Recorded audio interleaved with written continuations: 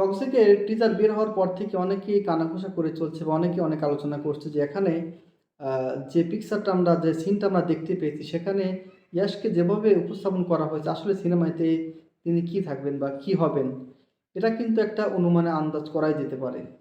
দেখুন তিনি যে স্টাইলে এন্ট্রিটা নিয়েছেন বা যেভাবে তিনি নিজেকে প্রেজেন্টেশন করেছেন সেটা কিন্তু বলা বাহুল্য। অর্থাৎ টক্সিক যদি আমরা এর মানে বিশ্লেষণ করি এটা কিন্তু বিষাক্ত অর্থাৎ বিষ।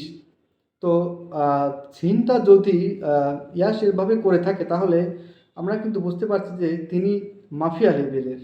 অর্থাৎ এই সিনেমাতে তাকে ঠেকানোর মতো যে কেউ থাকবে না বা সব কিছু যে ভেঙে চুরমার করে দিবে এবং তিনি যা বলবে সেটাই হবে, এটা কিন্তু বলতেই পারি। টক্সিকে নিজের লেভেলটা অর্থাৎ কেজিএফে যে লেভেল ছিল সেখান থেকে কিন্তু তিনি বেরিয়ে এসেছেন। যে সিনটা আমরা দেখতে পেরেছি সেটা কিন্তু অনেক সাহস একটা সিন ছিল। তো এরকম যখন নিজেকে প্রেজেন্টেশন করেছেন তখন একটা নতুন কিছু কিন্তু আমরা পেতে পারি। তো টক্সিকে ইয়াশ একজন মাফিয়া লেভেলের থাকবে মানে বড় ধরনের যে গুন্ডা থাকবে সেটা কিন্তু আমরা বলতে পারি। কারণ এখানে লিড রোলে যদিও তিনি থাকবেন এবং সেখানে কিছু নেগেটিভ চরিত্র থাকবে যেটা কিন্তু আমরা ইতিমধ্যে দেখেছি। অর্থাৎ এমন কিছু অনৈতিক কাজ নাই যেটা ইয়াশকে দ্বারা হবে না। এমন কিছু কিন্তু আমরা দেখতে যাচ্ছি পর্দায়। এটা আমার কিন্তু অনুমান। অর্থাৎ মাফিয়া জগৎ, নারী জগৎ বা জুয়ার জগৎ, মদ জগৎ যত যাই বলি সবখানে যে ইয়াশ বাজি দেখাবে সেটাই কিন্তু আমরা ধারণা করতে পারি টক্সিকে। তো পরিচালক তাকে কিভাবে এখানে প্রেজেন্টেশন আরও করেছেন সেটা কিন্তু আমরা জানি না। জাস্ট একটা ক্লিপ দেখেই এত কিছু বলতে পারি না। তবে তিনি যে একটা হাই লেভেলের একজন মাফিয়া হবে এটা কিন্তু আমরা বলতেই পারি।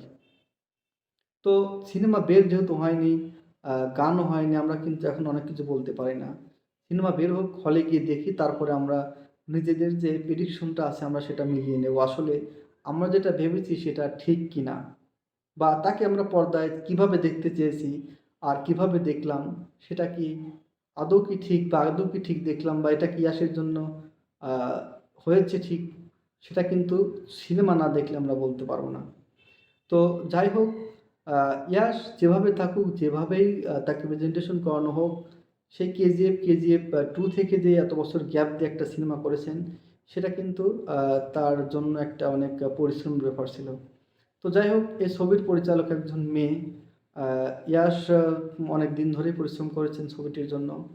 এখন কিভাবে কি হয় বা কিভাবে তাকে প্রেজেন্টেশন করানো হয় সিনেমায় আমরা সেটা হলে গিয়ে হয়তো দেখতে পারবো।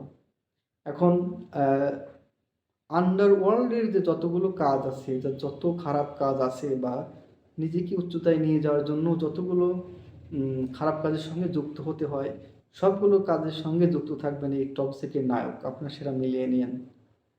সব রকমের খারাপ দুর্নীতি চক্র সাথে জড়িত থাকবেন টক্সিকের মেইন ক্যারেক্টার অর্থাৎ ইয়াশ, এবং তিনি সব কিছু ঝালাপালা করে দিবেন আর বক্স অফিসটাও কিন্তু একদম মাতিয়ে তুলবেন। এটা আমরা বলতেই পারি, কারণ ইয়াসের কামব্যাক। যাই হোক, তাকে কিভাবে পর্দায় প্রেজেন্টেশন করিয়েছে পরিচালক সেটা আমরা এখনই বলতে পারি না। আর সিনেমা হলে গিয়ে সেটা দেখতে পারবো। কারণ টিজার দেখে অনেক কিছুই বোঝা গেলেও সেটা হয়তো সিনেমা হলে গিয়ে না হতে পারে। এখন যেভাবে প্রেজেন্টেশন করানো হোক আর যে ভাবে তিনি পর্দায় আসুক সেটা আমাদের ভালো লেগেছে এবং কিছু ভয়ও কাজ করে যে তার মতো সুপারস্টার বা কি করবেন। প্রথম সিনটা আমরা যা দেখলাম, সিনেমার মধ্যে কি আছে পরিবার নিয়ে দেখা যাবে কিনা। আচ্ছা, দেখা যাক কি হয়।